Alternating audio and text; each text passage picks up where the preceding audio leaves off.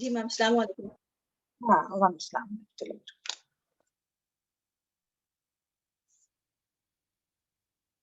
نحمده ونصلي على رسول الكريم اما بعد فاعوذ بالله من الشيطان الرجيم بسم الله الرحمن الرحيم رب اشرح لي صدري ويسر لي امري واحلل عقدة من لساني يفقهوا قولي اللهم فقهنا في الدين اللهم ارنا الحق حقا وارزقنا اتباعه وارنا الباطل باطلا وارزقنا اجتنابه اللهم علمنا من شر نفسي اللهم زدنا ایمانا ویقینا وفقها. السلام علیکم ورحمۃ اللہ وبرکاتہ. چلے شروع کرتے ہیں ہم لوگ آج سورہ یوسف آیت نمبر 36 to 40.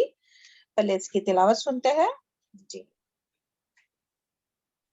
اعوذ باللہ من الشیطان الرجیم بسم اللہ الرحمن الرحیم.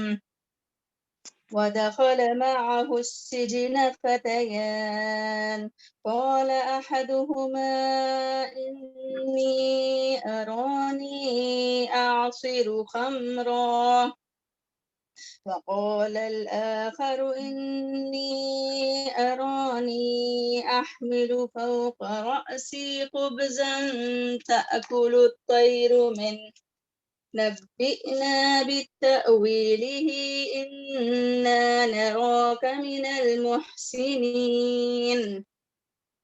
قال لا يأتيكما طعام ترزقانه إلا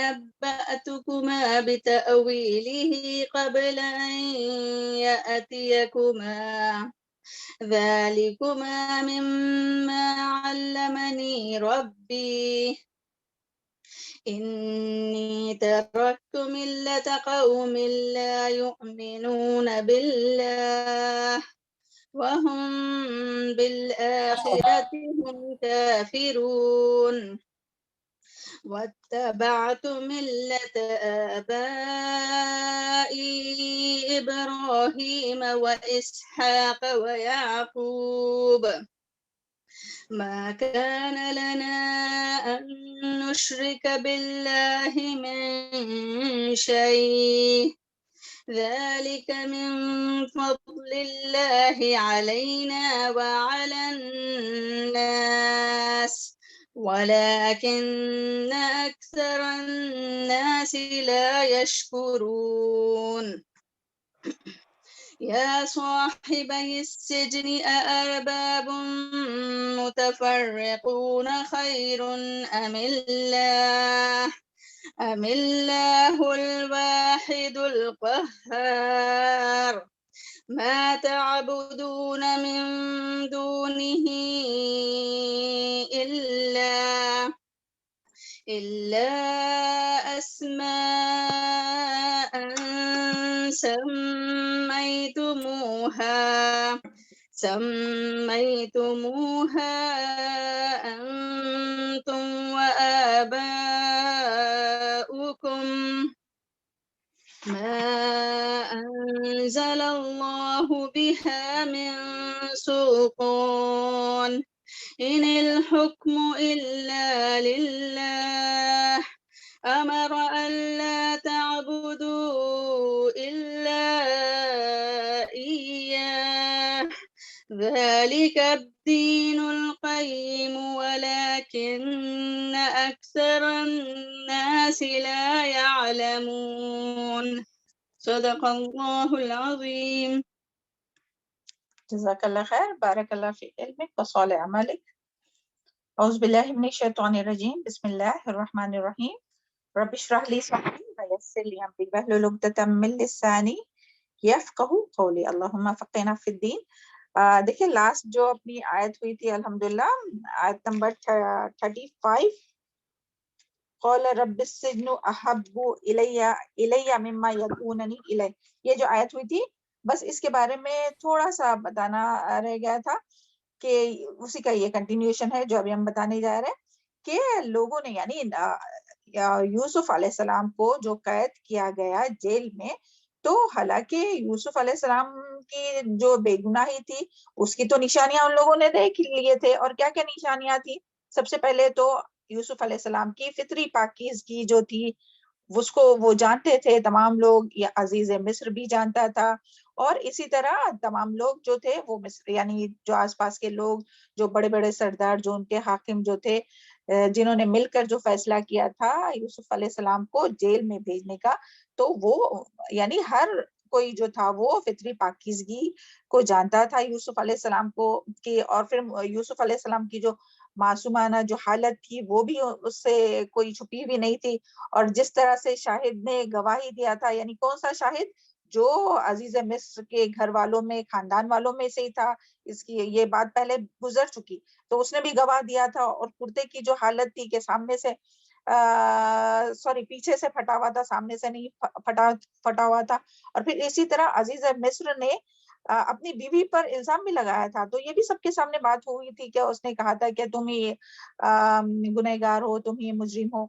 تو لیکن یہاں یہ بات جب آئی نا کہ قید کیوں کیا گیا، تو لوگوں نے یعنی جب جو عزیز مصر کی بیوی نے جو مجلس رکھی تھی عورتوں کے لیے، اور اس میں سب عورتیں آئی تھی، اور یوسف علیہ السلام کو دیکھ کر جو وہ تعجب اور حیران ہو کر انہوں نے اپنے اپنے ہاتھ کاٹ لیے تھے، تو وہ سب دیکھنے کے بعد یعنی لوگوں نے مصلحت اسی میں دیکھی کہ یوسف علیہ السلام کو ایک مدت کے لیے جیل میں بھیج دیا جائے، اور فیصلہ انہوں نے نشانیوں کو دیکھ لینے کے باوجود کیا تھا، یعنی ایسا نہیں کہ انہوں نے یہ نشانیاں نہیں دیکھی تھی، یہ سب نشانیاں وہ لوگ جانتے تھے، انہیں معلوم تھا کہ آپ جو ہے یعنی یوسف علیہ السلام بالکل پاک ہے، بے گناہ ہے، لیکن اور آپ کی پاک دامنی کی نشانیاں بھی ظاہر ہو چکی تھی، لیکن انہوں نے یہ فیصلہ اس لیے کیا تھا کہ وہ بات مشہور ہو گئی تھی، یعنی یہ بات جو ہے نا، وہ دیکھیں ریومر جو رہتا ہے، اور یہ جو وہ بہت جلدی جلدی پھیلتی ہے نا، بہت دور دور تک، جس طرح سے وہ عورتوں کو معلوم ہوئی، اسی طرح دوسرے بھی شہر میں دوسرے لوگوں کو بھی معلوم ہونے لگی تھی یہی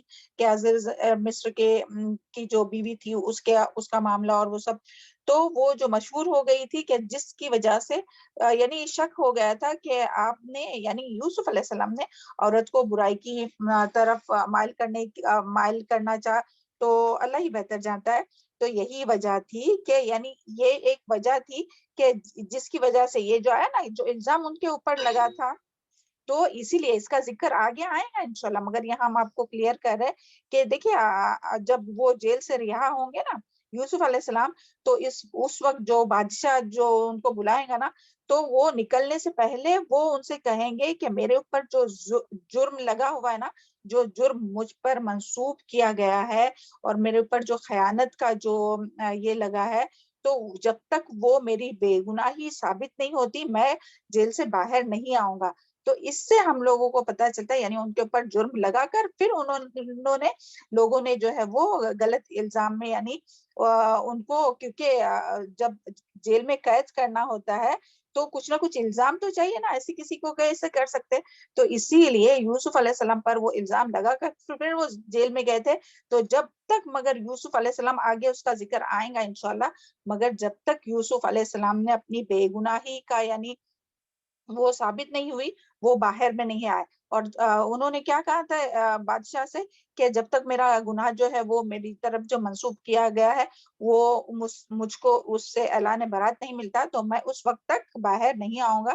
تو جب وہ ثابت ہو گیا، اور وہ عورت نے بھی آگے اس کا ذکر آئے گا، عزیز مصر نے بھی آ کر بتایا کہ یہ جو ہے وہ بالکل بے گناہ ہے، سچا ہے، یعنی یوسف علیہ السلام، تو وہ یعنی اپنے پورے شان کے ساتھ جیل سے باہر تشریف لائے، اور پورے عفت اور پاک دامنی کے ساتھ۔ یہ بس 35 کا جو نچوڑ تھا وہ بتانا باقی تھا۔ ابھی ہم لوگ آتے ہیں اپنے نیکسٹ آیت پر، اعوذ باللہ من الشیطان الرجیم، بسم اللہ الرحمن الرحیم، آیت نمبر 36۔ وَدَخَلَ مَعَهُ السِّجْنَ، اور داخل ہوئے معہ السجن، اس کے ساتھ قید خانے میں، فتیان، دو غلام، قال احدہما، کہا ان دونوں میں سے ایک نے، انی، بے شک میں، ارانی، میں دیکھتا ہوں خود کو، آصر خمرہ، میں نچوڑ رہا ہوں شراب، وقال الآخر، اور دوسرے نے، اور کہا دوسرے نے، انی ارانی، بے شک میں دیکھتا ہوں خود کو، احملو، کہ میں اٹھائے ہوئے ہوں، فوق رأسی، اپنے سر کے اوپر، خبز یعنی روٹی، تأکل، کھاتے ہیں، الطیر منہ، اس سے پرندے، نبئنا، بتاؤ ہم کو بتعبیلی، اس کی تعبیر، اس کا مطلب انا نراکا، البتہ ہم دیکھتے ہیں تجھ کو، من المحسنین، محسنین میں سے۔ تو یہاں کیا بات آئی ہے؟ کیا یہاں سے جو ہے وہ قید خانے کا سین شروع ہوا، قید خانہ یعنی جیل، جیل کا سین جو ہے وہ شروع ہوا، کہ اس سے پہلے ہم لوگوں نے دیکھا کہ کس طرح سے یوسف علیہ السلام کو بچپن میں ان کے بھائیوں نے آزمائش میں ڈالا، اور جو ان کے ساتھ معاملہ کیا، کنویں میں ڈالا، یعنی یہ بھی ایک آزمائش تھی۔ اس کے بعد میں پھر جب آپ جوان ہوئے یوسف علیہ السلام، تو کس طرح جو ہے وہ آزمائش میں مبتلا کیے گئے، اور کس طرح انہوں نے اپنے آپ کو گناہوں سے بچاتے ہوئے کس طرح، یعنی کس طرح سے وہ بچے، کہ اللہ تعالیٰ سے وہ کس طرح سے گناہ سے بچے، حالانکہ وہاں تو فل ان کو یعنی پوری طرح سے وہ گر گئے تھے گناہوں میں۔ اگر اللہ تعالیٰ کا یعنی اللہ تعالیٰ کی خشیت ان کو نہ ہوتی، اللہ تعالیٰ کا خوف نہ ہوتا، آخرت پر یقین نہ ہوتا، تو وہ بھی اس میں پڑ سکتے تھے، لیکن اللہ تعالیٰ نے انہیں بچا لیا۔ تو یہ کون سی چیز تھی جس نے ان کو گناہوں سے بچایا؟ حالانکہ وہاں نہ ان کا کوئی دیکھنے والا تھا، نہ کوئی ان کو جاننے والا تھا، نہ ان کے والدین تھے، تو وہ آرام سے یعنی گناہ میں مبتلا ہو سکتے تھے، لیکن اس کے باوجود وہ گناہ سے بچے رہے۔ تو وہ کیا چیز ہے؟ وہ ہے اللہ تعالیٰ کا خوف۔ تو اس لیے ہمیں بھی اپنے رب سے دعا مانگنا چاہیے، کس کی؟ کہ اللہ تعالیٰ کی خشیت کی، کہ اللہ تعالیٰ ہم لوگوں کے دلوں میں بھی ایسے اللہ تعالیٰ کا خوف پیدا کرے جو ہمارے اور ہمارے گناہوں کے درمیان حائل ہو جائے۔ تو اس کے لیے کون سی دعا ہے جو ہم لوگ قرآن کے بعد یعنی جب ہم لوگ پڑھتے ہیں تو کون سی؟ اللہم اقسم لنا من خشیتک ما تحول به بیننا و بین معصیتک، اے اللہ تو ہم کو اپنا ایسا خوف عطا فرما جو ہمارے درمیان اور ہمارے گناہوں کے درمیان حائل ہو جائے۔ تو یہ اللہ تعالیٰ کا خوف ہی ہے جو انسان کو گناہوں سے بچاتا ہے۔ تو اللہ تعالیٰ سے ہم لوگ اپنے لیے بھی، اپنے اہل و عیال کے لیے، اپنی اولاد کے لیے بھی اس کی دعا مانگتے رہنا چاہیے ہم لوگوں کو، کہ اللہ تعالیٰ ہم سب کے دلوں میں اللہ تعالیٰ کی ایسی خشیت، ایسا خوف عطا فرمائے کہ جو ہم کو گناہوں سے محفوظ رکھے، اور جو ہمارے اور ہمارے گناہوں کے درمیان حائل ہو جائے، جس طرح سے یوسف علیہ السلام کے درمیان حائل ہوئے تھے نا، یعنی یوسف اللہ تعالیٰ کا خوف یہ ہے کہ جو حائل ہوا تو وہ جو ہے وہ اتنی ساری یعنی برائیوں میں پڑنے کی پوری یہ تھی، لیکن اس کے باوجود بھی وہ گناہ سے بچے رہے۔ تو اس میں ہم سب کے لیے بھی بہت بڑا سبق ہے کہ ایسے موقع زندگی میں آتے ہیں کہ گناہ سامنے ہوتا ہے اور دیکھنے والا بھی کوئی نہیں ہوتا، ہم اکیلے ہوتے، لیکن اللہ تعالیٰ کا خوف ہے جو انسان کو گناہوں سے روکتا ہے۔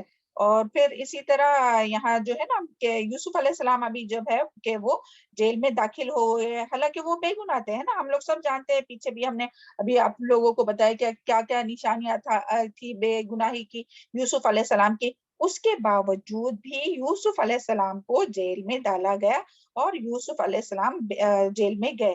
تو اس سے بھی کیا پتہ چلتا ہے کہ کبھی کبھی انسان بے گناہ ہونے کے باوجود بھی قید اس کو ہو جاتی ہے۔ اور سبحان اللہ، آج بھی دیکھیں مسلمان، کئی مسلمان جو بے گناہ ہے، اس کے باوجود کافروں، مشرکوں، یہودیوں کے جیلوں میں قید ہے نا۔ تو ہمیں کیا کرنا چاہیے؟ ہمیں ان قیدیوں کے لیے دعائیں کرنا چاہیے، ان کے لیے کوشش کرنا چاہیے۔ اور دیکھیں اللہ تعالیٰ نے سبحان اللہ اپنا دین ایسا ہے نا کہ اللہ تعالیٰ نے ہر ایک کا حق، اور قرآن میں کتنی جگہ پر آیا ہے جہاں رشتہ داروں، ہمسایوں، غریبوں، مسکینوں کا حق آتا ہے، اسی جگہ پر اللہ تعالیٰ نے قیدیوں کے بھی حقوق کے بارے میں بتایا ہے نا۔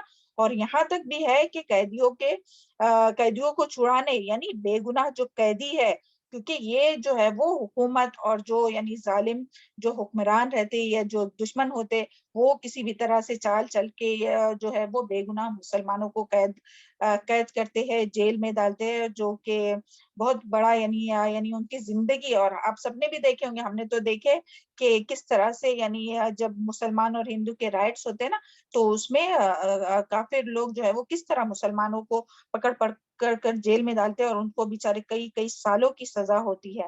تو ایسے قیدیوں کو چھڑانے کے لیے یہاں تک کہ زکوٰۃ کے مصارف جو ہے نا، جو ہم پیچھے ہم لوگ پڑھ چکے ہیں نا، زکوٰۃ کے 8 مصارف سورہ توبہ میں پڑھ چکے ہیں، تو اس میں ایک کس کا حصہ تھا کہ بے گناہ قیدیوں کو چھڑانے کے لیے۔ سبحان اللہ. تو اس کے لیے اللہ تعالیٰ ہم لوگوں کو توفیق عطا فرمائے کہ اس کے لیے بھی کبھی ہم لوگ خرچ کریں نا, کہ بے گناہ قیدیوں پر یعنی بے گناہ قیدیوں کو چھڑانے کے لیے بھی اپنا مال جو ہے وہ خرچ کرے, اور ان کے لیے نہیں کچھ کر سکتے تو کم سے کم دعا تو ضرور کرنا چاہیے. اللہ تعالیٰ آج یہاں بیٹھے بیٹھے دعا کیجیے کہ اللہ تعالیٰ جتنے بھی کافروں, مشرکوں, یہودیوں کے جیلوں میں جو بھی مسلمان جو بے گناہ ہے اور جو بے گناہ ہے, تو اللہ تعالیٰ ان لوگوں کو ان کی قید سے رہا کر دے اور آسانی کرے. تو یہاں سے یعنی جیل کے بارے میں ہم لوگوں کو پتا چلا, قید خانے کے بارے میں. ہاں, اور یوسف علیہ السلام کے ساتھ میں کون داخل ہوئے تھے؟ یوسف علیہ السلام, یہاں جو بات آئی نا, وَدَخَلَ مَعَهُ السِّجْنَ فَتَيَّانِ, 2 غلام یوسف علیہ السلام کے ساتھ جیل میں 2 نوجوان داخل ہوئے. ان میں سے ایک بادشاہ کا, اور یہ تفسیر میں آتا ہے کہ ان میں سے ایک بادشاہ کا ساقی تھا یعنی کہ شراب پلانے والا, اور دوسرا کک تھا یعنی کہ نان بھائی تھا. تو تفسیر میں اس کے مختلف یہ آئے ہیں وجوہات بتائے گئے ہیں کہ بعض کا کہنا ہے کہ ان دونوں نے مل کر جو ہے وہ بادشاہ کو اس کے کھانے میں, بادشاہ کے کھانے میں زہر ڈالنے کی کوشش کی تھی. یہ الزام ان کے اوپر لگا تھا. بعض کہتے ہیں کہ یہ انہوں نے یعنی دعوت کے موقع پر انہوں نے صحیح سے صفائی نہیں کی تھی اس کے لیے, اور بعض کہتے ہیں, اور یہ اللہ ہی بہتر جانتا ہے کہ کس وجہ سے, مگر اور بعض کہتے ہیں کہ کسی اور وجہ سے. تو یعنی اللہ تعالیٰ ہی بہتر جانتا ہے کہ کس وجہ سے ان کے اوپر کیا الزام لگا تھا. لیکن وہ جو ہے وہ ساتھ ہی ساتھ کس کے ساتھ تھے, یعنی وہ یوسف علیہ السلام کے ساتھ, وہ ان کو بھی جیل ہوئی تھی, 2 غلاموں کو ساتھ وہ بھی ساتھ ہی ساتھ تھے. تو ان دونوں نے جو ہے وہ ان دونوں نے ایک ہی رات میں الگ الگ خواب دیکھے تھے. اور وہ کیا خواب دیکھا تھا, اور یہ جو ہے نا کہ یوسف علیہ السلام کا جیل میں جو قید ہونا, تو سبحان اللہ, یعنی اللہ تعالیٰ کے ہر فیصلے میں جو ہے وہ حکمت ہے. یہ بات ہم لوگوں کو نا سورہ یوسف پڑھنے کے بعد خاص کر کے, یعنی پہلے بھی اتنے پارے ہو گئے الحمدللہ 11 پارے, اور بلکہ یہ 12 ابھی کمپلیٹ ہونے آیا, تو ہم لوگ کتنی بار یہ پڑھ چکے کہ اللہ تعالیٰ کے ہر فیصلے جو ہوتے وہ خیر پر مبنی ہوتے. لیکن یہاں اس سورہ میں تو یہ جو بار بار جو حالات ایسے رہتے ہیں کہ انسان کو دیکھ کر ایسا لگتا ہے کہ کتنی ناانصافی ہے, اور کس طرح سے ظلم ہو رہا ہے, اور کس طرح سے پریشانی ہے, یعنی کس طرح سے حالات ہو رہے ہیں یوسف علیہ السلام کے اوپر. لیکن سبحان اللہ, اللہ تعالیٰ کے ہر فیصلے میں خیر, اللہ تعالیٰ کے ہر فیصلے حکمت پر مبنی ہے, اور اللہ تعالیٰ کے ہر فیصلے میں خیر ہے. تو یہاں ابھی آپ سوچیں گے کہ ہاں یہ جیل میں آیا, اب اس میں کیا خیر ہے, تو یہ دیکھیں جیل میں آنا ہی جو ہے وہ یوسف علیہ السلام کے لیے قید خانے سے بادشاہت تک پہنچنے کے لیے سیڑھی بنا.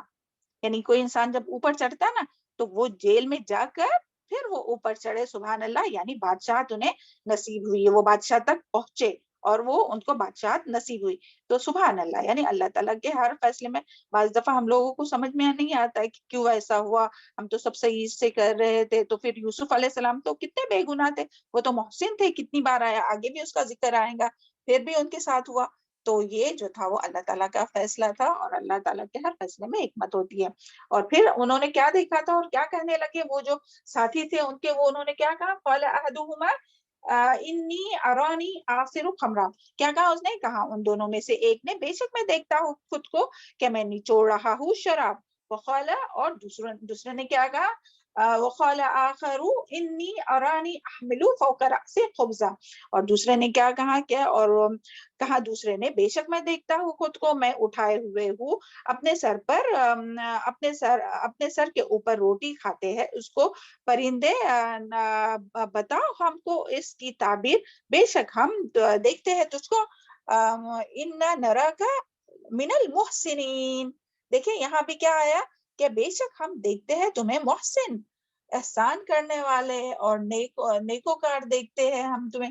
تو دیکھیں سبحان اللہ, یعنی اس سے پہلے آیا تھا اس کا ذکر محسنین کا, کسی کو یاد ہے, ہم نے آپ کو بتایا تھے کہ یاد رکھیں گے کتنی بار آئے گا ذکر محسنین کا, پیچھے کب آیا تھا بتائیے, یوسف علیہ السلام کے لیے محسن کا ذکر کب آیا تھا, کسی کو یاد ہے؟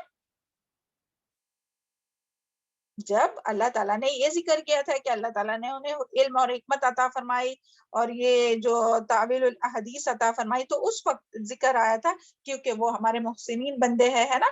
تو یہ ذکر آیا تھا، اور پھر یہاں ذکر آیا، اور پھر اور آگے بھی انشاءاللہ آئے گا محسن.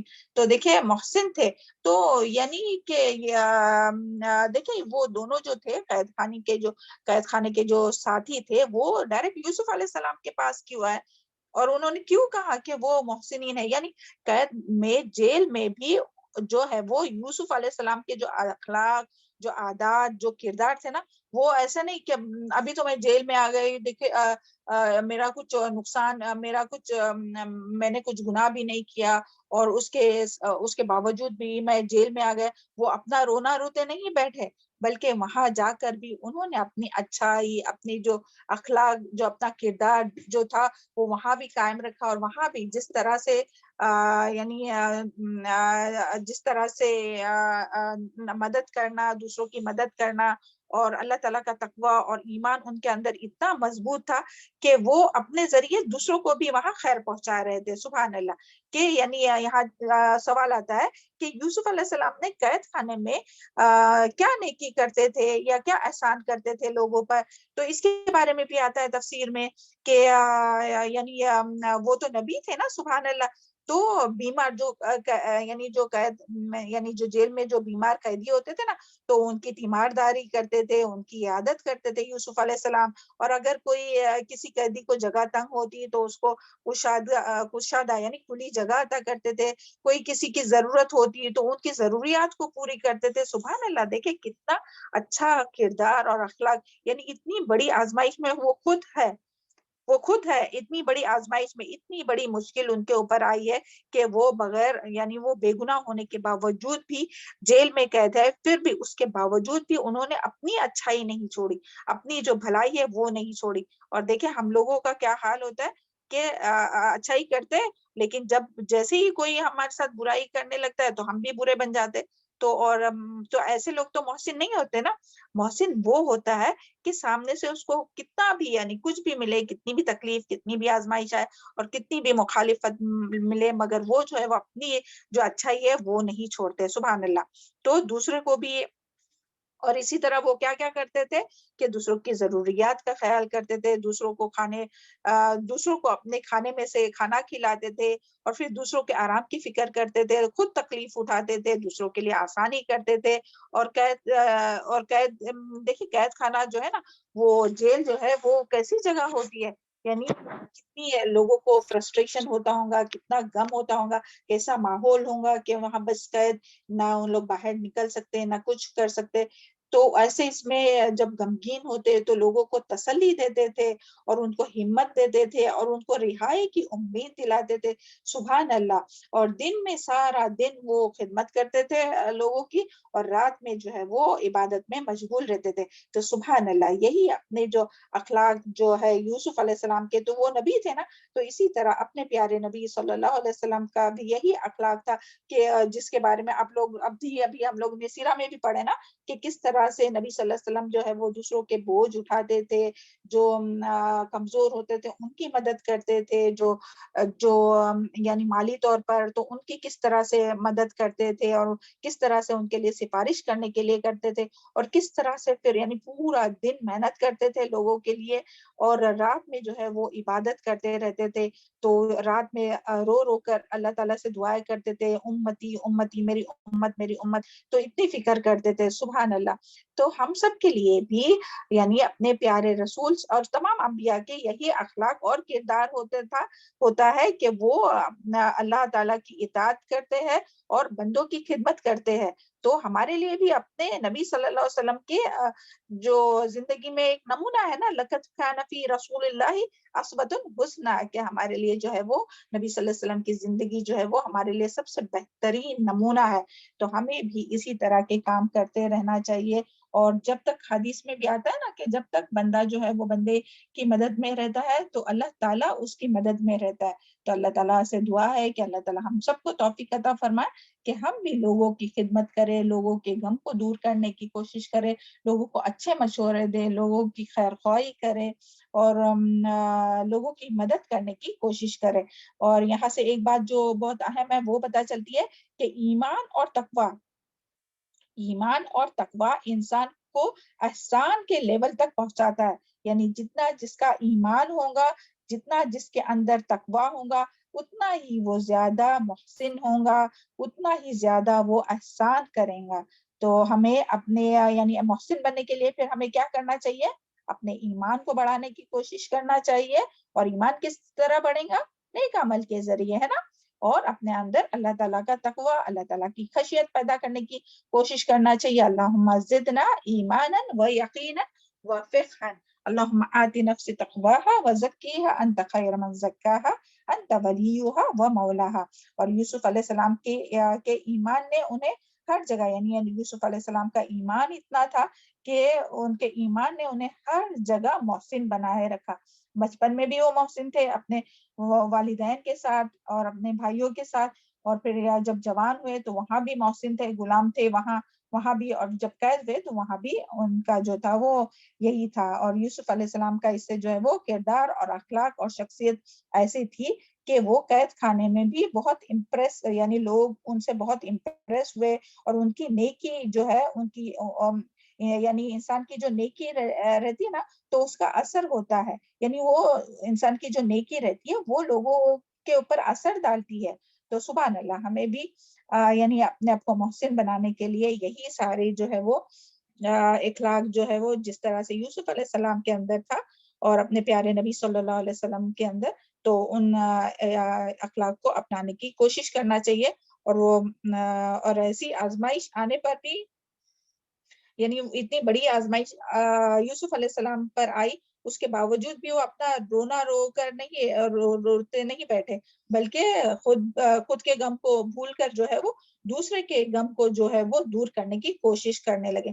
تو ہمیں دیکھنا چاہیے کہ جب ہم غمگین ہوتے تو کیا بس اپنا ہی غم لے کے بیٹھ جاتے کہ دوسروں کا خیر کرنے کی کوشش کرتے، کہ ہم یہ چاہتے کہ دوسرے آ کے ہم کو پوچھے کہ کیا ہوا کیا ہوا؟ تو نہیں، ہمیں بھی جو ہے وہ دوسروں کے غم کو دور کرنے اور اس کے لیے کوشش کرنا چاہیے، دوسروں کی تکلیف کو دور کرنے۔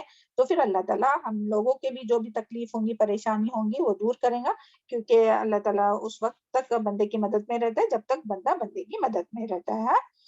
تو یہاں یہی ہے کہ قید خانے میں بھی انہوں نے اپنی اچھائی اور اپنا اچھا کردار نہیں چھوڑا۔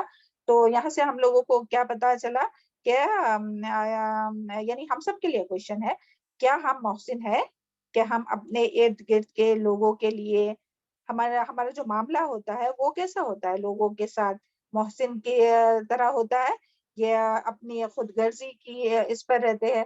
اور نیکسٹ کوشچن یہ کہ آپ محسن بننے کے لیے کیا کیا کوشش کرتے ہیں؟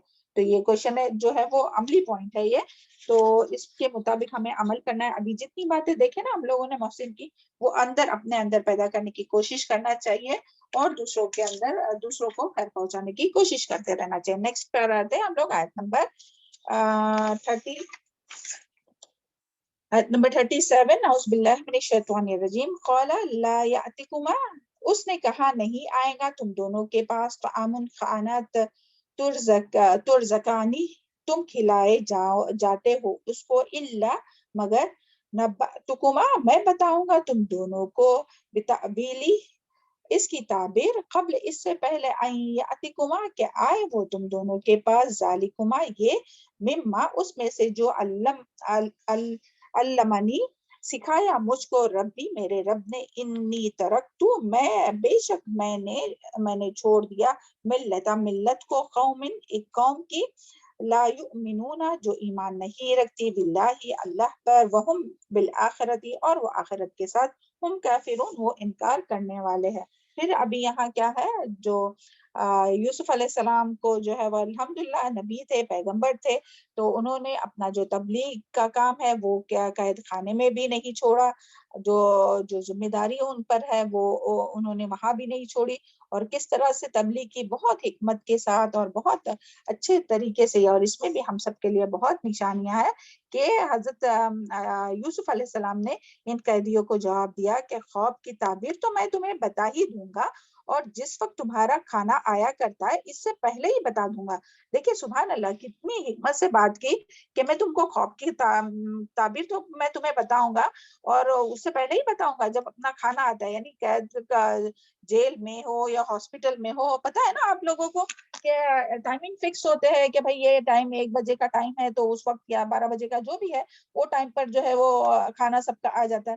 تو انہوں نے یعنی جو بھی ٹائم ہوا رہے گا تو انہوں نے بتایا کہ بس کھانا آنے سے پہلے پہلے میں آپ کو جو ہے آپ کے خواب کی تعبیر بتا دوں گا. اور اس سے پہلے یہ بتانا ضروری سمجھتا ہوں کہ خوابوں کی تعبیر کا علم جو اللہ تعالیٰ نے مجھے سکھایا ہے تو یہ مجھ پر اللہ کا خاص احسان ہے اور اللہ کا فضل اور احسان ان لوگوں پر ہی ہوا کرتا ہے جو اللہ کے ہو کر رہتے ہیں. سبحان اللہ.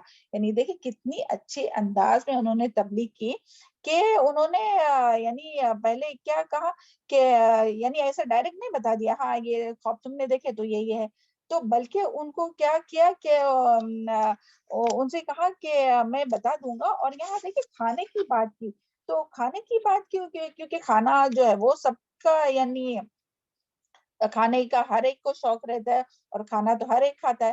تو اس کے لیے وہاں یعنی ان کو انٹرسٹ دلانے کے لیے انہوں نے کیا کہا کہ کھانا آنے سے پہلے میں بتا دوں گا. یعنی میری بات اتنی لمبی نہیں ہوگی کہ پورا دن میں بولتے رہوں گا, میں اتنا لمبا کچھ نہیں بتانے والا ہوں. میں جو بات بتانے والا ہوں وہ بہت شارٹ میں ہے اور یہ کھانا آنے سے پہلے میں تعبیر بھی بتاؤں گا اور اس سے پہلے جو بات بتانا چاہتا ہوں وہ بھی بتاؤں گا.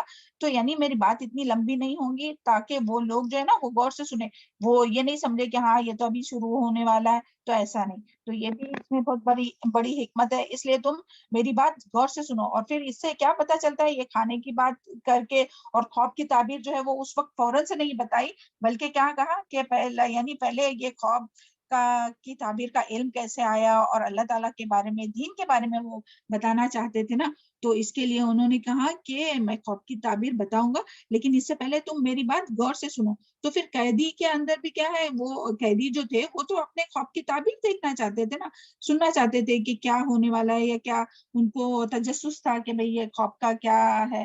تو اس کے لیے لیکن جب انہوں نے کہا تو وہ بھی جو ہے وہ انٹرسٹ لے کر غور سے سننے لگے. سنیں گے نا کہ بھئی ان کو اپنی بات سنیے تو اس سے پہلے یہ بھی بات جو ہے وہ غور سے سنیں گے اور اپنے خواب کو یعنی حالانکہ یہ جو خواب کی تعبیر تھا اس سے دین کا کوئی تعلق نہیں تھا, لیکن کس طرح سے سبحان اللہ یوسف علیہ السلام نے موقع ملتے ہی یعنی جب انہوں نے پوچھا نا تو موقع ملتے ہی حکمت کے ساتھ شارٹ میں دین کے بارے میں بتانا شروع کیا. اللہ تعالیٰ سے ان لوگوں کو یعنی وہ بات کچھ اور ہو رہی تھی مگر اس کا رخ جو ہے وہ اللہ تعالیٰ کی طرف موڑ لیا. سبحان اللہ. کہ مجھے یہ جو خواب کی تعبیر کا علم جو دیا گیا ہے نا تو وہ یعنی اس میں یہ بھی ہے کہ انہوں نے اپنی تعریف نہیں کی کہ ہاں حالانکہ دیکھیں نا اس سے پہلے آیا نا کہ ان لوگوں نے کیا کہا تھا, دونوں قیدیوں نے کیا کہا تھا ان کو کہ تم بہت کیا ہو, کیا صفات بیان کی تھی بتائیے. محسن. جی شاباش, بارک اللہ فیک. محسنین, کیا تم آپ جو ہے وہ بہت محسن ہے. تو انہوں نے پھر اپنا منہ مٹھو بنانا نہیں شروع کیا کہ ہاں میں محسن بھی ہوں, میرے کو تو اس کا بھی علم ہے, مجھے تو خواب کا بھی علم ہے, مجھے تو خواب کی تعبیر بھی آتی ہے, میں تو یہ بھی جانتا ہوں. خود کے منہ میاں مٹھو نہیں بننے لگے کہ خود کی تعریف شروع کی, فوراً سے کس سے جوڑ دیا. سبحان اللہ. دیکھیں اللہ تعالیٰ ہم لوگوں کو بھی توفیق عطا فرمائے نا کہ جو بھی اپنے پاس جو بھی صلاحیت ہے جو بھی علم ہے, کچھ کھانا ہی اچھا بناتے ہیں نا تو بھی ہم لوگ کو فوراً جب کھانے کی بھی تعریف کوئی کرے نا کہ ہاں کتنا اچھا, تو فوراً سے کہنا چاہے ہاں یہ تو اللہ تعالیٰ نے یہ بنایا دیا اچھا, ورنہ ہم لوگ تو اتنا کچھ اچھا بناتے نہیں ہے. یعنی ہر بات میں نا لوگوں کو اللہ سے جوڑنا چاہے. اللہ کرے کہ یہ فن ہم لوگوں میں آ جائے نا کہ کوئی بھی بات ہو اس کو موڑ کے اللہ تعالیٰ کی طرف لانا, یعنی سامنے والے کو کسی بھی طرح سے اللہ تعالیٰ سے جوڑنا اور سامنے والے کے دل میں اللہ تعالیٰ کی محبت پیدا کرنے کی کوشش کرنا. تو دیکھیں کس طرح سے سبحان اللہ یوسف علیہ السلام نے کہا کہ یہ جو مجھے علم جو وہ میری کوئی ذاتی کمال نہیں ہے, یہ تو اللہ تعالیٰ کا مجھ پر خاص احسان ہے, اور وہ بھی اللہ تعالیٰ مجھ پر بھی احسان ہے اور اللہ تعالیٰ ان تمام لوگوں پر بھی آسان کرتا ہے جو اللہ کے وہ کر رہے تھے.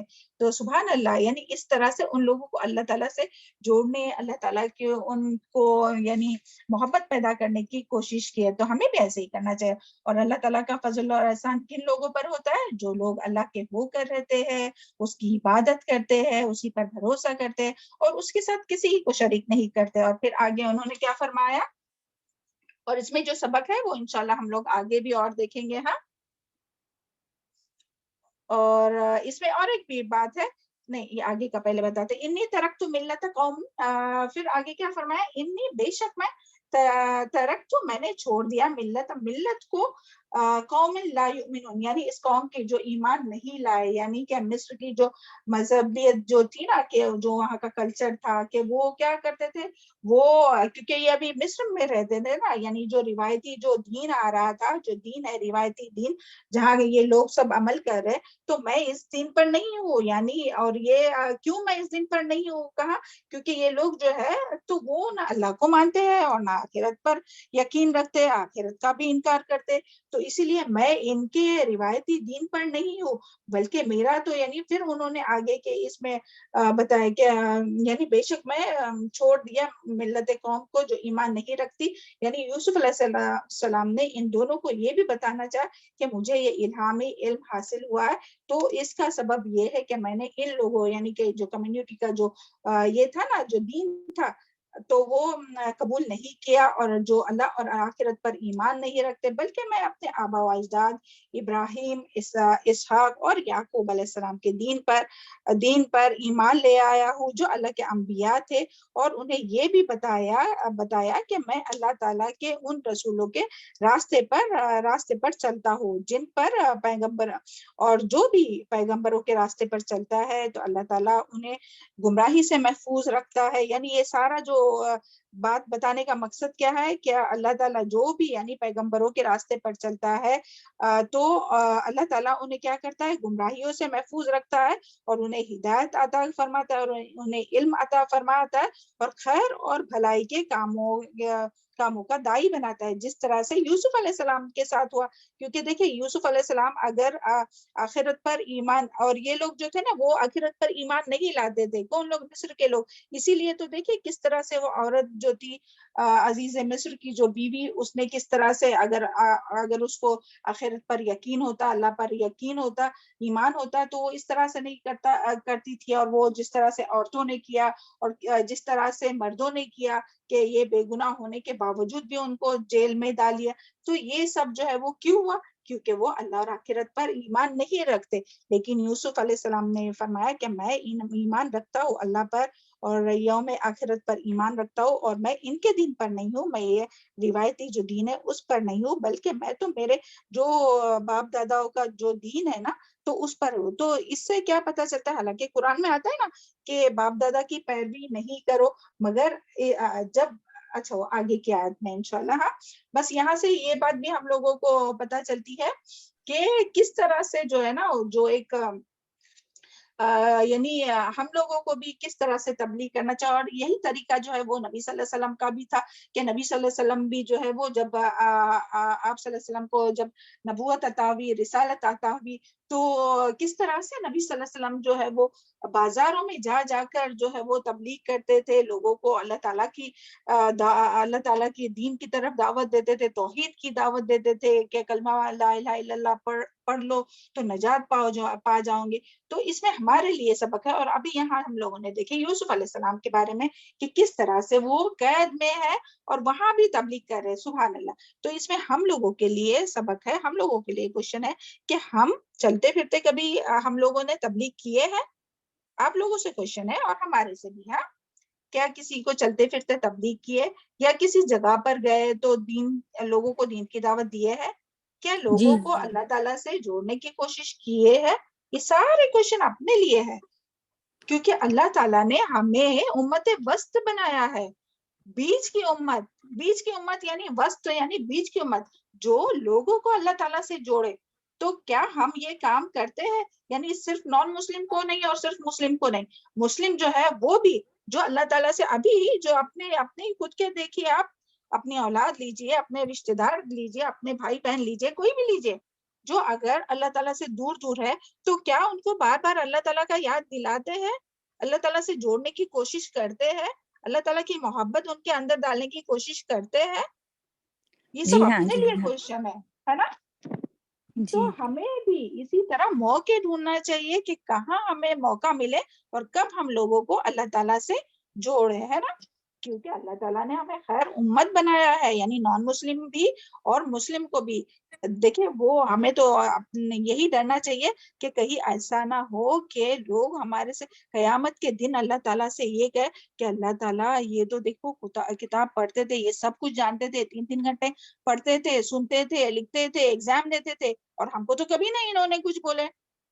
ایسا نہ ہو کہ ہمارے بچے، ہمارے شوہر، ہمارے بھائی بہن اور ہمارے رشتہ دار، ہمارے ہمسائے اور مسلم اور نان مسلم، ہم سے ملنے والے، جڑنے والے، راستے پر چلنے والے، کوئی بھی ہم لوگوں سے پوچھ سکتا ہے اللہ تعالیٰ۔ تو بس اللہ تعالیٰ ہم لوگوں کو حکمت عطا فرمائے کہ جس طرح یوسف علیہ السلام نے، اور دیکھیں وہ بھی تو مشرک تھے نا، وہ جو قید کے ساتھی تھے وہ مسلمان تھوڑی تھے، تو کس طرح سے ان کو جوڑ ہے، سبحان اللہ۔ تو اللہ تعالیٰ سے دعا کیجیے بیٹھے بیٹھے کہ اللہ تعالیٰ ہم لوگوں کو بھی وہ حکمت عطا کرے اور وہ توفیق عطا فرمائے کہ ہم لوگ جو ہے وہ لوگوں کو اللہ تعالیٰ سے جوڑ سکے، اور کم سے کم ان کے لیے دعا، تو سب سے پہلا اسٹیپ ہے دعا کا، دعا کریں ان کے لیے۔ چلے آگے دیکھتے ہیں آیت نمبر 38۔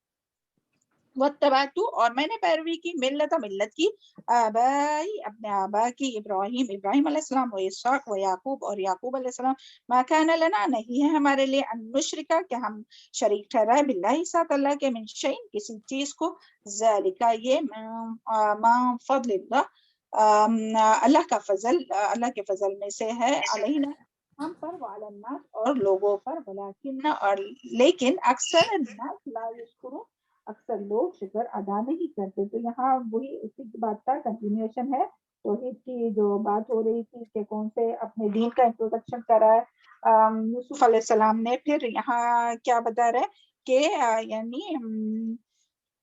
یعنی یہ توحید، یعنی کہ اس بات کا اقرار کہ اللہ وحدہ لا شریک کے سوا کوئی معبود نہیں ہے، یہ ہم پر اللہ تعالیٰ کا فضل ہے جس نے ہمیں نوازا، اور جس نے، اور یہاں جو بات آئی نا کہ میں اپنے باپ اور دادا اور پردادا ان کے دین پر ہوں، تو یہاں بتا چکے نا، نہیں بتا کہ قرآن میں تو آتا ہے کہ باپ دادا کی پیروی نہیں کرنا چاہے، لیکن باپ دادا اگر حق پر ہے، دین پر ہے، تو ان کی پیروی کرنے میں کبھی بھی قرآن نے نہیں روکا ہے، ہاں، کیونکہ اکثر جگہ پر آتا ہے نا کہ باپ دادا کی پیروی نہیں کرو، اور یہاں باپ دادا کی پیروی کی بات آ رہی ہے، تو اس کا کیا مطلب ہے کہ اگر باپ دادا حق پر ہے، دین پر ہے، تو ان کی پیروی کرنا یعنی ہمارے لیے، اور یہ تو پیغمبر تھے، سبحان اللہ، ہے نا، کہ پیغمبر کے اولاد تھے نا یوسف علیہ السلام، ان کے باپ بھی، والد بھی پیغمبر، والد کے والد یعنی دادا بھی، اور پردادا بھی پیغمبر، تو وہ تو بہت یعنی نجات کا راستہ اسی میں ہے نا، کہ ان کی پیروی کی جائے، یعنی اپنے بھی اگر باپ دادا جو ہے وہ حق پر ہے اور نیکی پر ہے،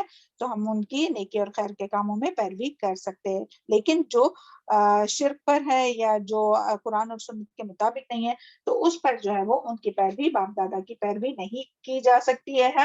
اور اس طرح سے یہ جو بتایا نا یوسف علیہ السلام نے، تو اس طرح سے اپنا خود کا بھی انٹروڈکشن کیا انہوں نے، انٹروڈیوس کیا انہوں نے کہ میں کون ہوں، کس کا بیٹا ہوں، کس کا پوتا ہوں، یہ کہہ کے نا، تاکہ سامنے والے کو سننے میں اور انٹرسٹ آئے۔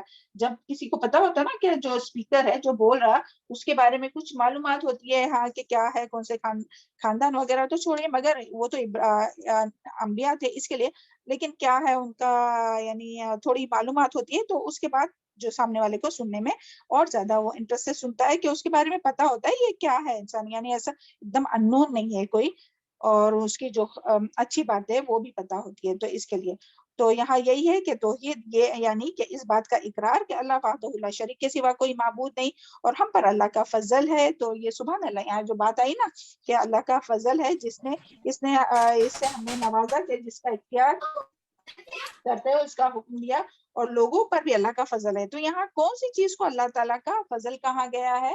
تو یہاں توحید کا اقرار کرنا اور شرک سے رکنا اور شرک سے بچنا، یہ جو ہے وہ اللہ تعالیٰ کا بہت بڑا فضل ہے، اور یہ کس پر ہے؟ انبیاء کرام پر، تمام جو انبیاء ہے وہ توحید کی دعوت دیتے ہیں اور شرک سے بچتے ہیں. اور پھر اسی طرح اور کن لوگوں پر فضل ہے؟ دیکھیں ذالک من فضل اللہ علینا وعلی الناس، لوگوں پر بھی یعنی انبیاء پر بھی یہ بہت بڑا فضل ہے کہ اللہ تعالیٰ نے انہیں شرک سے روکا اور توحید پر قائم رکھا. اور ساتھ ہی ساتھ یہاں آیا علینا وعلی الناس، اور لوگوں پر بھی یہ بہت بڑا اللہ تعالیٰ کا فضل ہے. کیا فضل ہے؟ کہ اللہ تعالیٰ نے انبیاء کو بھیج کر لوگوں کو بھی شرک سے بچانے کی کوشش کی اور توحید کی دعوت دی. تو ایک کویشچن ابھی ہمارا آپ لوگوں سے ہے کہ ابھی تو انبیاء کا سلسلہ ختم ہو گیا، تو ابھی کون روکے گا لوگوں کو شرک سے اور کون توحید کی دعوت دے گا؟ بتائیے. ہم سارے لوگ خود کرنا چاہیے نا، امت جی امت محمد صلی اللہ علیہ وسلم کی ابھی یہ ذمہ داری ہے، کیونکہ نبی صلی اللہ علیہ وسلم جو ہے وہ خاتم النبیین ہے، آخری نبی کے بعد کوئی نبی نہیں آنے والا. تو آخری نبی کے بعد نبی صلی اللہ علیہ وسلم کی امت یعنی ہم سب کی یہ ذمہ داری ہے کہ لوگوں کو شرک سے روکے اور توحید کی طرف بلائے، توحید کی دعوت دے. تو یہ کویشچن کہ اب ہم کتنا دیتے ہیں، ہم کتنے لوگوں کو اپنے خاندان سے، چلے کویشچن لکھیے اپنے پاس، آج تک ہم نے کن کن لوگوں کو شرک سے روکنے کی کوشش کی؟ اپنے رشتہ داروں میں سے، اپنے ہمسایوں میں سے، اپنے ملنے جلنے والوں سے. یہ کویشچن لکھیے اور خود ہی اس کو کویشچن کو ہم لوگ کو حل کرنا ہے عمل کے ذریعے. ہاں یہ کویشچن لکھیے آپ کہ آج تک ہم نے اپنے کن رشتہ داروں یا ہمسایوں یا ملنے جلنے والوں کو شرک سے روکنے کی کوشش کی. اور یہ بہت ہی مشکل کام ہے، پہلے ہی بتا دیتے کہ باقی سارے کام جو آپ دعوت کے کہتے ہیں نا، دین کی دعوت، لوگوں کو نیکی کا حکم دینا، برائی سے روکنا، یہ سارا بہت آسان ہے. لیکن جہاں شرک سے آپ روکیں گے نا، وہاں سے ہی مخالفت شروع ہوں گی. چاہے وہ کتنے بھی اچھے آپ کے رشتہ دار ہو، چاہے کتنی بھی اچھی آپ کی دوست ہو، وہاں سے ہی وہ مخالفت اور وہ دشمنی شروع ہوں گی. تو مگر اس سے ڈرنا نہیں ہے. دیکھیں انبیاء تو نہیں ڈرے نا، اور انبیاء کے بعد بھی صحابہ، تابعین، تبع تابعین اور علماء اور جتنے بھی ہے سب اسی لیے تو کوشش کر رہے ہیں. اور مرتے دم تک انشاءاللہ ہر ایک کو یہ کوشش کرنا ہے. اللہ تعالیٰ ہم لوگوں کو بھی ان میں شامل کرے کہ جو لوگوں کو شرک سے روکے اور توحید کی دعوت دے. اللہ تعالیٰ ہم لوگ کو حکمت کے ساتھ یہ کام کرنے کی توفیق عطا فرمائے. اور یہاں جو بات آئی نا، لیکن اکثر لوگ شکر نہیں ادا کرتے، یعنی اکثر لوگ شکر نہیں ادا کرتے، تو یعنی شکر بھی کس پر کرنا چاہیے؟ کہ اس دین کے ملنے پر شکر ادا کرنا چاہیے. جو توحید کی جو توفیق مل گئی نا، تو اس پر تو چلے بیٹھے بیٹھے یہاں اللہ کا شکر ادا کیجئے کہ اللہ تعالیٰ نے ہم لوگ کو شرک سے بچائے رکھا اور توحید پر قائم رکھا. اللہ تعالیٰ سے دعا کیجئے کہ اللہ تعالیٰ ہم سب کو مرتے دم تک توحید پر قائم رکھے اور ہم لوگوں سے کبھی بھی شرک نہ ہو. وہ شرک سے بچنے والی جو دعا ہے وہ مانگیے جلدی سے. کون سی دعا ہے جو اب ہم لوگ پڑھتے ہیں؟ اللہم انی اعوذ بک ان اشرک بک کوئی ایک پڑھیے. اللہم انی اعوذ بک ان اشرک بک شیئا. ہم خود بھی کبھی بھول جاتے ہیں. وانا اعلم واستغفرک لما لا اعلم. جی شاباش، جزاک اللہ خیر. اللہ تعالیٰ ہم سب کے حق میں یہ دعا قبول فرمائے. ہاں شرک سے بچنے کی یہ دعا ہمیشہ کرتے رہنا چاہیے، کبھی کبھی زبان سے وہ یہ ہو جاتی ہے. تو یہاں یہی کہ یہ بہت بڑی یعنی یہاں کس چیز کو فضل کہا گیا ہے؟ شرک سے بچائے جانے کو اور توحید کے ملنے کو اللہ تعالیٰ کا بہت بڑا فضل کہا گیا ہے. اور اسی بات کو یعنی کس بات پر شکر کی بات ہو رہی ہے؟ کہ توحید کے ملنے پر شکر ادا کرنا چاہیے کی بات ہو رہی، کیونکہ توحید سب سے بڑی نعمت ہے. سبحان اللہ. کبھی ہم لوگوں نے سوچے تھے توحید سب سے بڑی نعمت ہے؟ کبھی یہ ذہن میں آیا تھا؟ ہم لوگ جب نعمت آتا ہے، جب نعمت کا ذکر آتا ہے کہ ہاں اللہ تعالیٰ کی دی بہت نعمت ہے، تو کیا کیا یاد آتا ہے؟ بتائیے. گھر اور بتائیے. صحت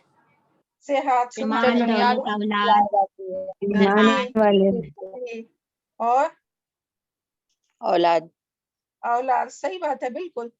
تو یہ ساری چیزیں نا ہم لوگ جب شکر بھی ادا کرتے ہیں سبحان اللہ، تو ہم لوگ کیا کہتے ہیں کہ الحمدللہ اللہ تیرا لاکھ لاکھ شکر ہے، اتنی نعمتیں عطا کی ہے ہم لوگوں کو.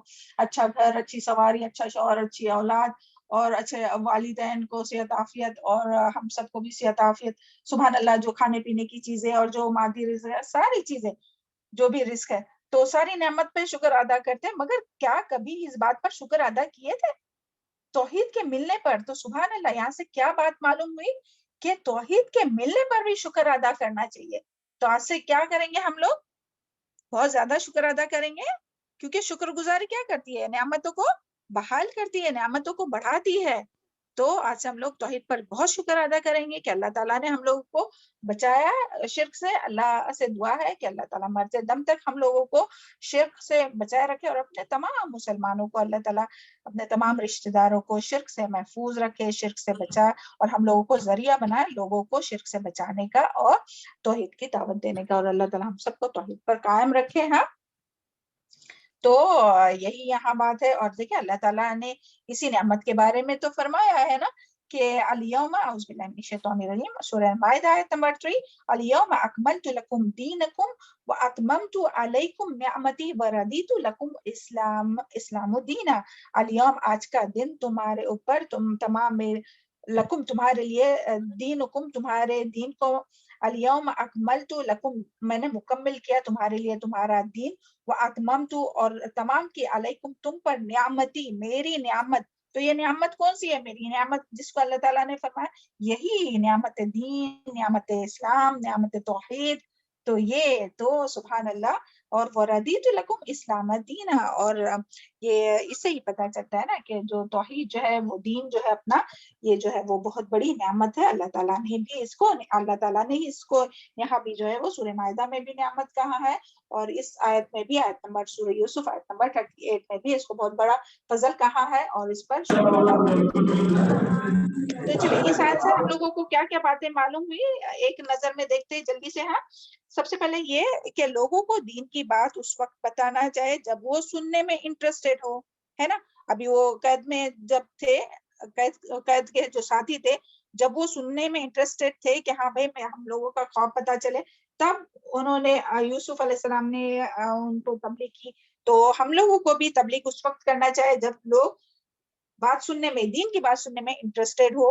اللہ کرے کہ ایسا موقع ہم لوگوں کو ملے، ہے نا. اور کوئی دنیاوی بات بھی کر رہا ہو تو اس کا رخ جو ہمیں یہ پتا ہونا چاہیے کہ کس طرح سے اس کا رخ موڑنا ہے اور اللہ کی طرف کرنا ہے. ابھی ان لوگوں نے تو تھوڑی پوچھے تھے، جو یہ قید خانے کے جو ساتھی تھے، انہوں نے کہاں پوچھے تھے دین کے بارے میں یا کچھ، یا توحید کے بارے میں یا اللہ تعالیٰ کے بارے میں، کچھ نہیں پوچھا تھا. انہوں نے اپنا مقصد پوچھے تھے، بس اپنا جو خواب. تو کس طرح سے یوسف علیہ السلام نے اس کو بات کو موڑ دیا نا.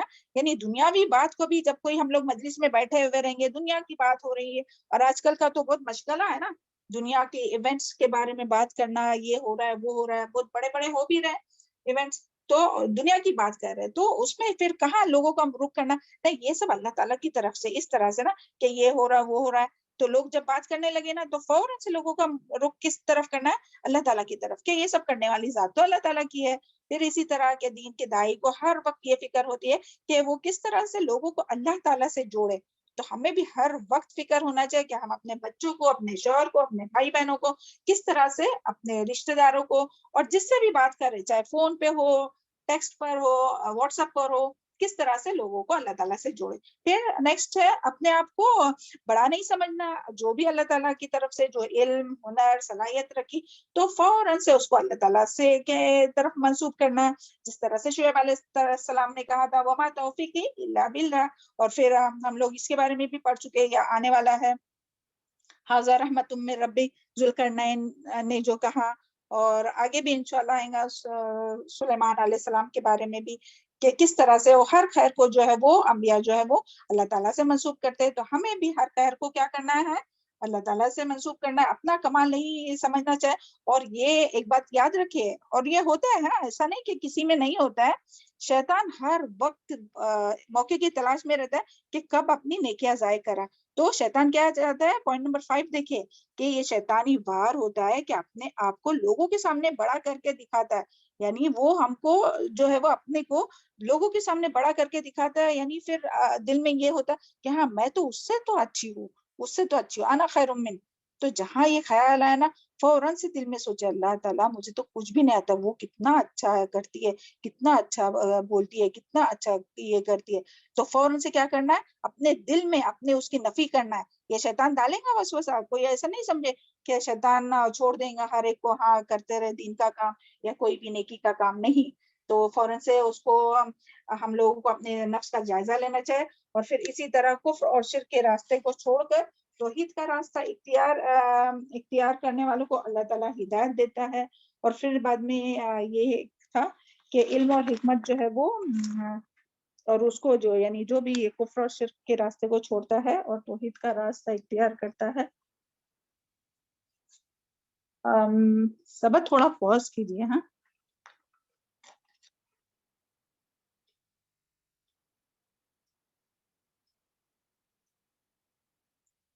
سبق تھوڑا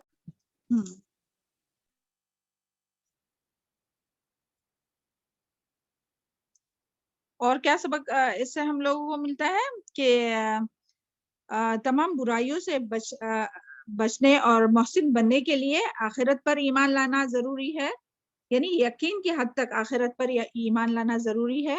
اور یہ بھی بات پتہ چلتی ہے کہ دین کے دائی جو ہے وہ دین کے دائی کو اپنا انٹروڈکشن کرانا ضروری ہے، یعنی اپنا تعارف کرانا ضروری ہے، کہ تھوڑا اپنے بارے میں بتایا ہے نا، جس طرح سے یوسف علیہ السلام نے اپنے بارے میں بتایا ہے نا۔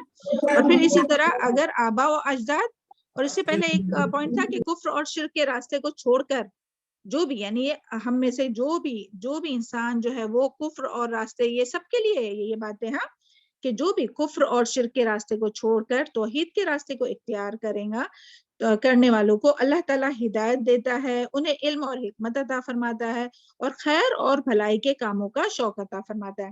تو ہمیں بھی ہم چاہتے ہیں نا کہ خیر اور بھلائی کے کام ہم لوگ اور کریں، تو ہمیں کفر سے شرک سے ہمیشہ بچتے رہنا چاہیے۔ اللہ تعالیٰ ہم لوگوں کو اپنے نفس کی شر سے محفوظ رکھے، کیونکہ دیکھیں قرآن میں آتا ہے نا کہ ارأیت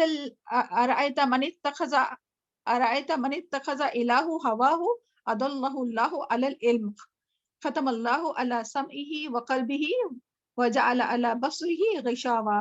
پارہ نمبر 25 میں آتا ہے یہ، کیا تم نے دیکھا ایسے شخص کو جس نے اپنے نفس کو اپنا الہ بنایا؟ تو اللہ تعالیٰ ایسے لوگوں کو گمراہ کر دیتا ہے علم آنے کے باوجود۔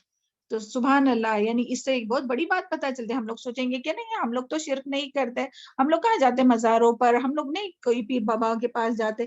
تو دیکھیے اپنے نفس کو الہ بنانا کیا ہے، یعنی اللہ تعالیٰ کا ایک حکم ہے، اور اپنے نفس کا اپنا نفس جو ہے وہ ہمیں ایک بات کی طرف بلاتا ہے۔ تو ہم اگر اللہ تعالیٰ کی بات ماننے کے بغیر اپنے نفس کی بات مانے تو یہ کیا ہوا، اور اپنے نفس کو ہی ہمیشہ بات مانتے رہے، اللہ تعالیٰ کی یعنی قرآن اور حدیث کی باتوں پر غور نہیں کرے اور صرف اپنے نفس کے مطابق ہی پوری زندگی گزر کرے، تو یہ کیا ہوا، الہ بنانا ہوا ہے اپنے نفس کو۔ تو اللہ تعالیٰ ایسے لوگوں کے بارے میں کیا فرماتا ہے کہ اگر وہ ان کے پاس علم ہوگا تو علم آنے کے باوجود بھی اللہ تعالیٰ ان لوگوں کو گمراہ کر دے گا، اور ختم اللہ علی سمعہ، پھر اللہ تعالیٰ ان کے کانوں پر ختم لگا دے گا، یعنی پھر وہ حق سن نہیں سکتے، وقلبہ، اور ان کے دل پر بھی اور ان کے آنکھوں پر جو ہے وہ پردہ پڑ جائے گا۔ تو اللہ تعالیٰ ہم سب کو اس طرح کی گمراہی سے محفوظ رکھے اور اپنے نفس کے شر سے محفوظ رکھے۔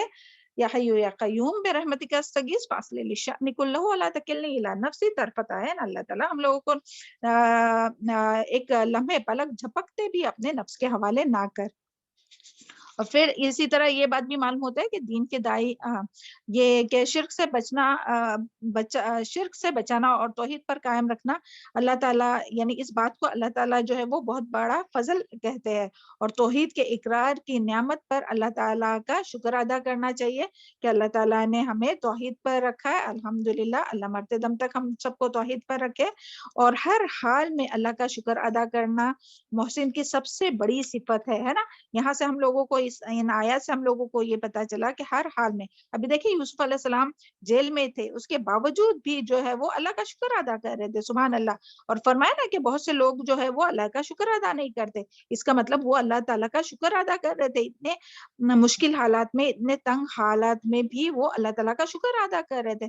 تو اس کا مطلب یعنی جو محسن ہوتا ہے نا وہ ہر حال میں اللہ کا شکر ادا کرتا ہے۔ اللہ تعالیٰ ہم لوگ کو بہت زیادہ شکر ادا کرنے والا بنائے۔ اللہم اجعلنی صبورا وجعلنی شکورا وجعلنی فی عینی صغیرہ وفی اعین الناس کبیرہ۔ اللہ تعالیٰ ہم لوگ کو بہت زیادہ شکر اور صبر کرنے والا بنا۔ اللہ تعالیٰ کے ہر فیصلے حکمت پر ہوتے ہیں اور اللہ کے ہر فیصلے میں خیر ہوتا ہے، اور ہم لوگوں کا جو علم ہے نا وہ بہت ناقص ہے، تھوڑا سا علم ہے، ہم لوگ تھوڑے سے علم سے سمجھتے ہیں کہ نہیں جو ہوا وہ ہمارے ساتھ جو ہے وہ برا ہوا یا کسی کے ساتھ بھی، لیکن اللہ تعالیٰ کا علم تو، اللہ تعالیٰ تو علیم ہے، سارا علم جو ہے وہ اللہ تعالیٰ کے پاس ہے۔ تو سبحان اللہ، اللہ تعالیٰ کے ہر فیصلے میں خیر ہوتی ہے۔ یہ بات یہاں سے پتہ چلی ہاں، اور یہاں سے یہ بھی بات پتہ چلتی ہے یعنی توحید کی اتنی اہمیت کیوں ہے نا۔ ہمارے خیال سے بس ہم یہاں تک ہی آج ختم کریں گے، اور نیکسٹ جو آیت ہے وہ پھر کر لیں گے ہاں۔ توحید کی بس یہ 1 منٹ جائیں گا ہاں، کہ توحید کی یہاں کیوں اتنے توحید کے اوپر جو توحید کے بارے میں آیا ہے کہ یہ اللہ تعالیٰ کا بہت بڑا فضل ہے۔ تو توحید کی اہمیت ہمیں یعنی کس طرح سے پتہ چلیں گی؟ تو دیکھیے اللہ یعنی ہمیں توحید کی اہمیت اس طرح سے پتہ چلتی ہے کہ دیکھیے اللہ تعالیٰ نے سب سے یعنی اللہ تعالیٰ نے ہم سب کو اس دنیا میں بھیجنے سے پہلے ہی جو ہے نا توحید کی جو ہے وہ ہم لوگوں سے عہد لیا تھا، ہے نا، اور ہم سب اس کے بارے میں جانتے ہیں الحمدللہ۔ کیا ہے یہ کوئی بتا سکتا ہے کون سی بات ہم کہہ رہے ہیں کہ دنیا میں بھیجنے سے الست پہلے؟ بربکم عہد الست۔ شاباش، عہد الست، بارک اللہ فی علمک، عہد الست، الست بربکم، اللہ تعالیٰ نے اس کا ذکر فرمایا سورہ الاعراف آیت نمبر 172 میں۔ پھر اسی طرح اللہ تعالیٰ نے تمام انسانوں اور جنوں کو صرف اور صرف اللہ تعالیٰ کی ہی عبادت کے لیے پیدا کیا ہے۔ اس کی دلیل کون دے گا بتائیے؟ وما اللہ تعالیٰ خلقت نے الانس والجن الا لیعبدون۔ جی وما خلقتہ الجن والانس الا لیعبدون، بارک اللہ فی علمک، اللہ تعالیٰ نے تمام جنوں اور انسانوں کو کیوں پیدا کیا؟ صرف اور صرف اپنی عبادت کے لیے پیدا کیا۔ تو عبادت یعنی صرف یہ نہیں کہ صرف نماز پڑھے، روزہ رکھے، قرآن پڑھے تو وہ اور زکوٰۃ ادا کرے تو ہو گئی عبادت۔